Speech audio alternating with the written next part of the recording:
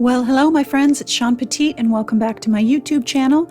Look at this fun project we're making today. Here are the supplies that we'll be using in the project. So I'm using some vintage papers here, and some of these will be available free to you.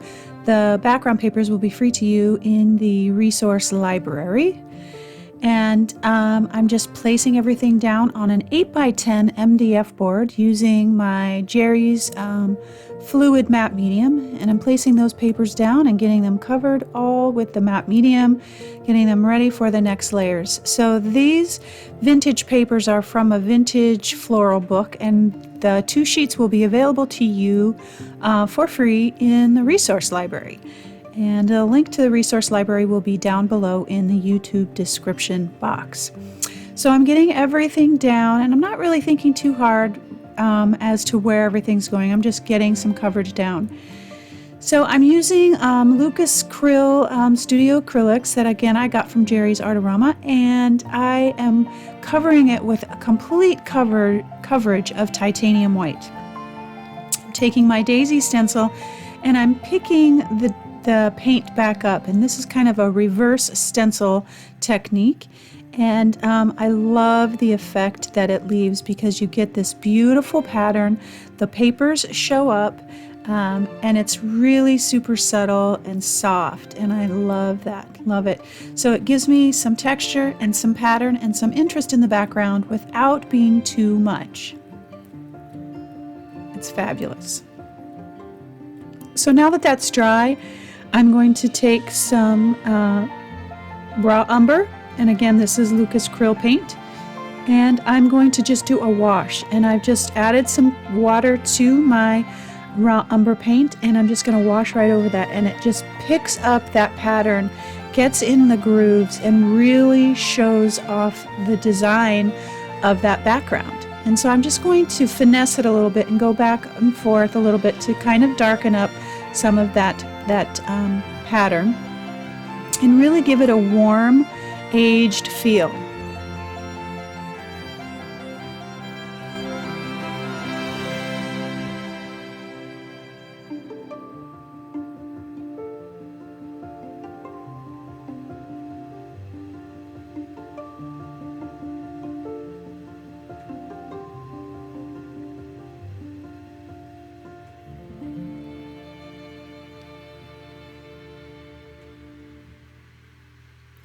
So now that I've got that done and dry, I'm going to start adding my papers.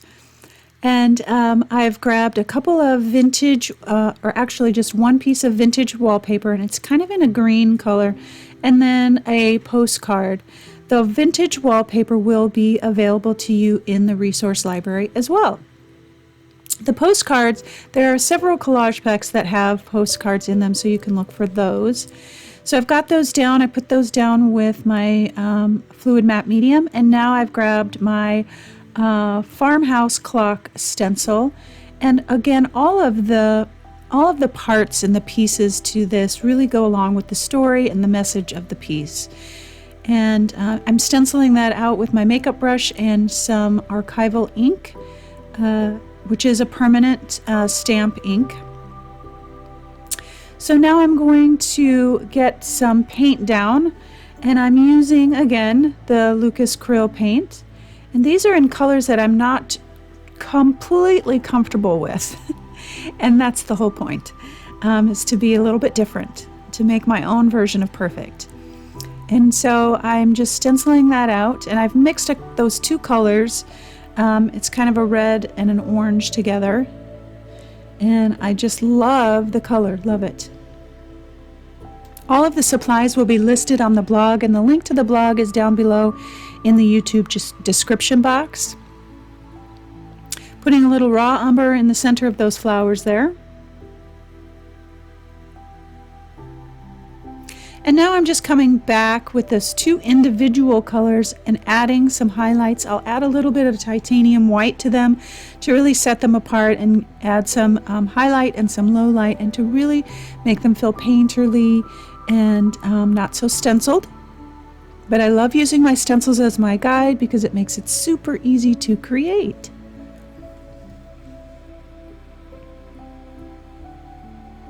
Just adding some titanium white, and I'm mixing just a tiny bit of the color in with that titanium white to add a variation, to give it interest and highlight.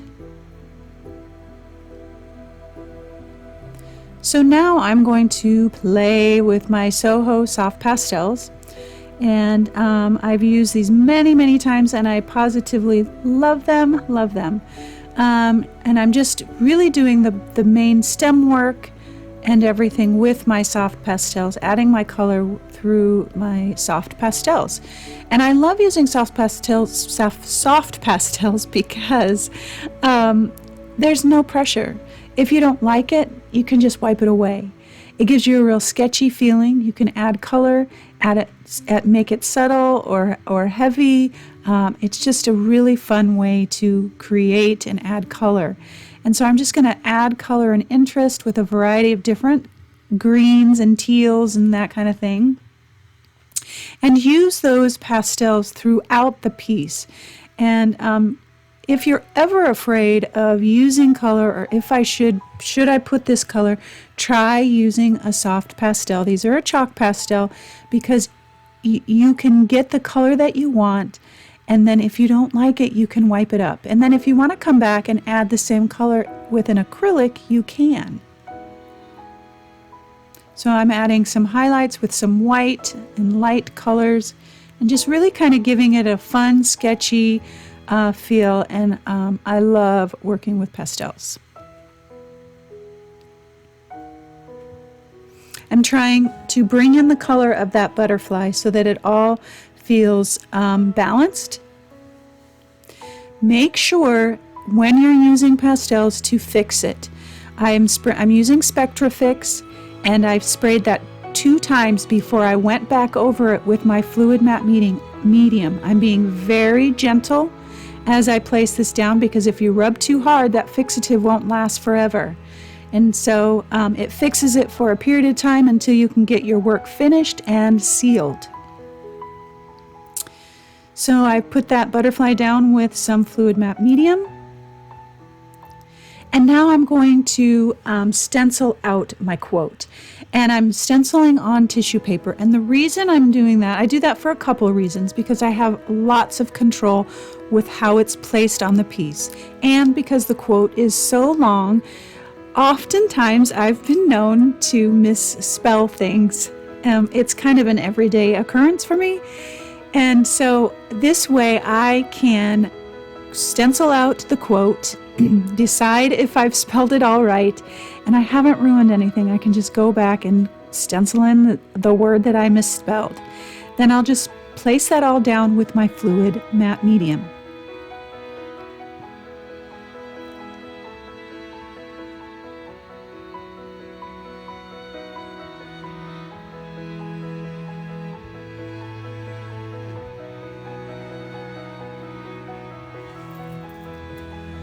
So now I'm going to start adding all of my shading. And what the shading does is it really separates the piece. It adds depth, dimension, gives it a little bit of oomph and character, and really makes this the focal point. It draws attention to the area that you want it. Shading draws attention to the area that you want it to. And it really separates the focal image, or whatever image you want. It separates it from the background so it doesn't blend in. I'm using a General's Charcoal Soft Pastel.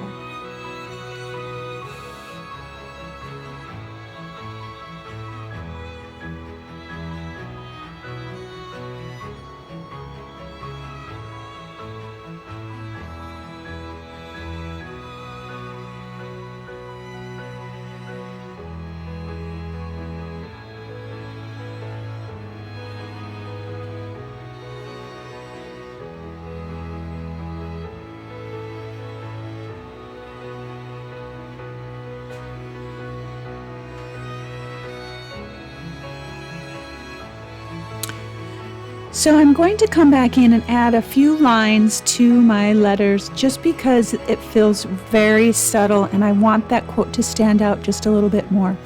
So I'm going to add some lines with my Sharpie. This is a fine line Sharpie pen, And I'll also come back in and add some shading in just certain areas, again, to draw the eye to the quote so that it stands out a little bit more.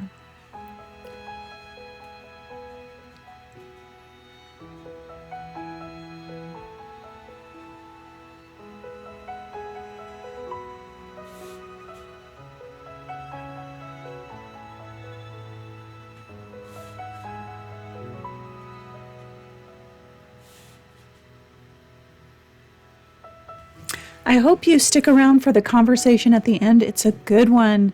It's a good one about creating our own version of perfect and accepting who we are and all of our things and all of our stuff. Again, all the supplies will be listed on the blog, and the link to the blog is down below in the YouTube description box. Hop on over to the website and you can get all the links to products. You can grab your free images in the resource library, all that good stuff. All right, my friends, that's about it. I'm going to add a few bits of color here and there to kind of balance out the piece, add some shading around the edge, and that is it, my friends. Thank you so much for joining me today, and subscribe and like if you enjoyed today's project so that you never miss a video, and I will see you next week.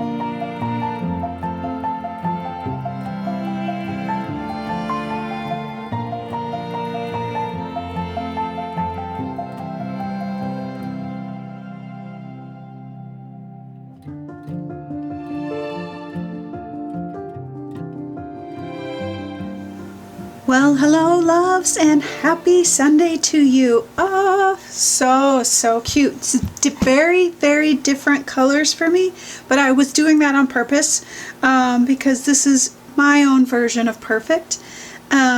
So I went over everything throughout the video, and let's see. The collage papers that are in the background will be available in the resource library. And then the collage pack with the butterflies, the bright butterfly collage pack, will be on sale, and you get that coupon. Actually, it'll just already be marked down in the shop, so you can get that if you want that. And then, of course, the stencils. These three, I used 3 stencils. Those will be on sale. The one in the background, oh, the background was just so awesome. Oh, and the vintage wallpaper, this green vintage wallpaper will also be available in the resource library. If you're not a subscriber to the resource library, which is separate than being a subscriber to the YouTube channel, there is a link below in the YouTube description box if you're interested in checking out all the goodies that are in there. It's jam-packed full of good stuff, and that's where all the free stuff usually ends up going. So you might want to check it out. Okay, what else? I talked about stencils, etc., etc. Okay, I think I covered it all. I gotta walk through it in my head. So the inspiration behind this piece came from, this is a great book. It's Today, Tomorrow, and Every Day, Thoughts on Living a Brave and Real and Gorgeous Life. I mean, come on now. But the book itself is absolutely gorgeous. But I came across this quote And it says, she realized that no one else's version of perfect would ever be right for her. So she made her own. Yeah, so down here it says it fit her beautifully. It moved in all the right places. There was room for light and space to grow and lots of open places for opportunities and spontaneity and little gifts that only she would recognize. And I love this because our version of perfect is our own version.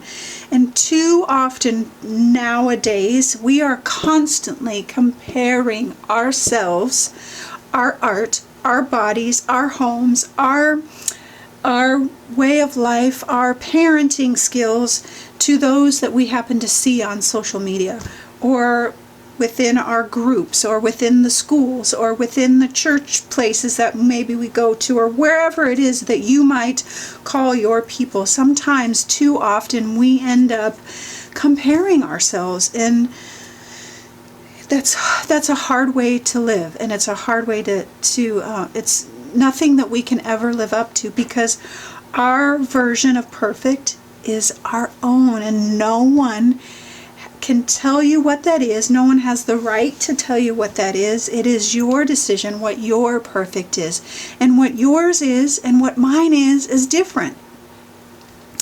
And we have to take into consideration where we are in our journey, because there's so many variables in our perfect too. When we and sometimes I hate that. I don't hate it, but I'm not necessarily a fan of perfect. Like perfectly imperfect, I get that. I'm all about that, because my own version of perfect is really imperfect. And I want it that way. I don't want to appear that I have it all together, that I know all the answers, that I do all the right things, because I don't. And I'm not relatable when I present that. It's just not real. It's not reality, and it's not vulnerable. And the only way we connect with each other is being vulnerable. So when I say make your own version of perfect, I mean be real. Quirky perfect, weird perfect, imperfect perfect.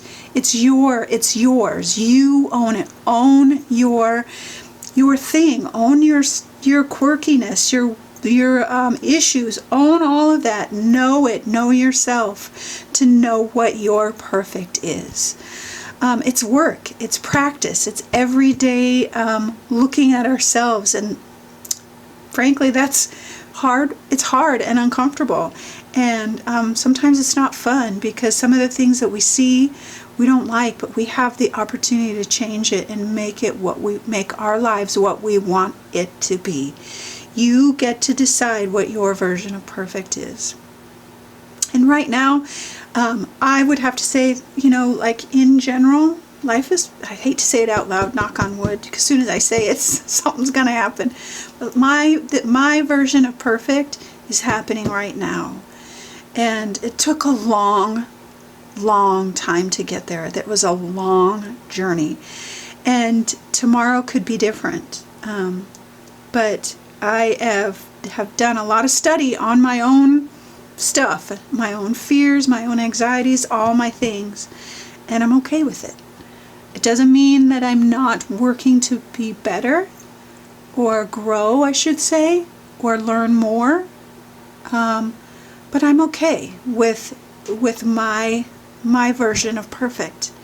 And that's all I really need. That's all I really want. I don't want to continually try to look to what somebody else's perfect is, because that's not mine. And being real and vulnerable is my version of perfect. And that's messy. And that's okay. So, lovies, find your version of perfect. Find your heart. Find the things that light you up. Find your version of perfect. Accept who you are. Do the work to know you and love you. Talk to yourself the way you would talk to someone else, with kindness and grace. And in that, you find your version of perfect. All right, my loves, I hope you have a wonderful Sunday. I hope you get some rest. I hope that you get a chance to dive in and see what your perfect is, whatever that looks like, because whatever it looks like, it's beautiful. It is, because it's yours, and you are beautiful. All right, my loves, have a wonderful Sunday, and always, always know that you are loved.